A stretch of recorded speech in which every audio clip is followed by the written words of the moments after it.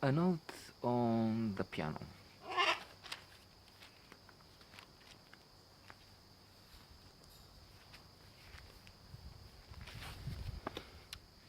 Uh, this is a phenomenal film, at least in many of its parts. Acclaimed, awarded, included on some lists of the best films ever made.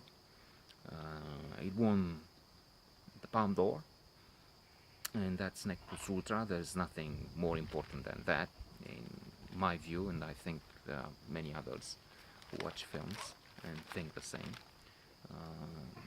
Palme d'Or is more important than the Academy Award.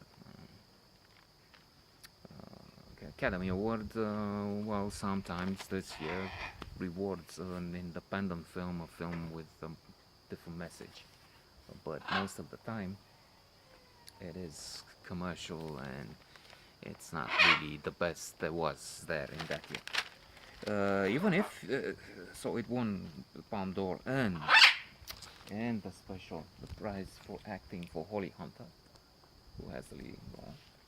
But the Academy Awards, unusually, I mean, this is one of the very, very few cases, I think, where the Academy Award and the Cannes Festival agree on something, reward the same film, see eye to eye, so to say, on a matter. Holly Hunter won the Academy Award for her role. Anna Paquin, very young, I'm not sure how old she was, 7, when making this film. And script, Jane Campion.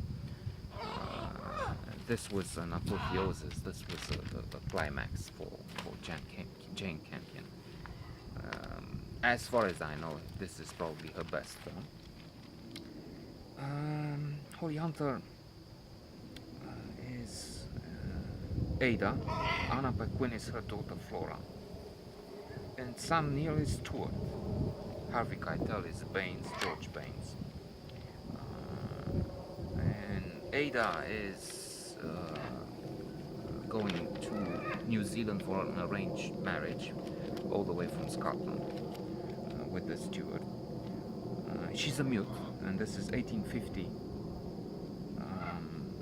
She has her piano with her, the piano in the film, which is so important in terms of art, in terms of music, solace, meaning of life. I don't know, it's so much to talk about in relation with this piano. But Stuart, this mean man, the negative character, even if complex and even if I would say to a degree, low degree, his wrath, fury is understandable, but not what he does with it. He should control it, though. So Stuart sells the piano to George. George Baines, aka Harvey Keitel. And George talks, so to say, with a deaf woman, Ada, about piano lessons. But not just that, they play something like an undressing poker without the poker. He wants her to take an article of clothing, and whereas in the beginning the woman is horrified and appalled by this man, who, by the way, has the traditional drawings or the tattoos on the face, some lines on the face. Gradually she starts to like him, and more. The natives have a role to play within this film, even if that's not where the weight of the plot is. There is talk about the land, about the fact that Stuart is trying to cheat them, so to say, if not the deals we know from other places and maybe other centuries with beads. I'll give you 5 look, shining beads, and you give me this whole island. If not that, still, the money offered small and the natives are not happy, then he's trying to convince them with some guns. And they spit on the deal at one stage. But mostly the story is about the increasing affection between George and Ada. In the beginning, as I said, he was attracted to her. She was repulsed.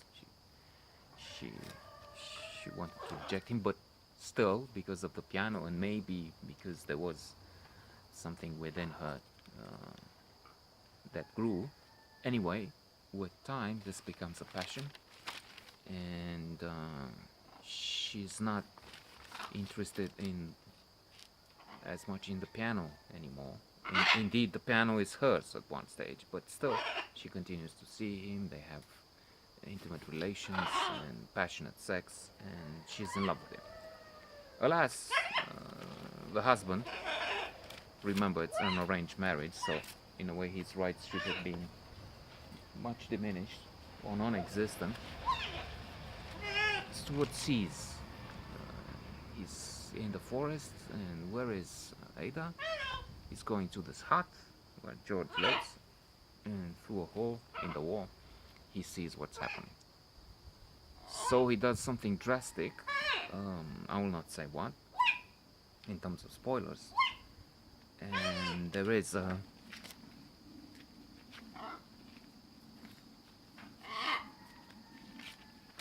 gruesome scene, and the film looks at one point that it might become a tragedy, but it's for you to see if it happens or not.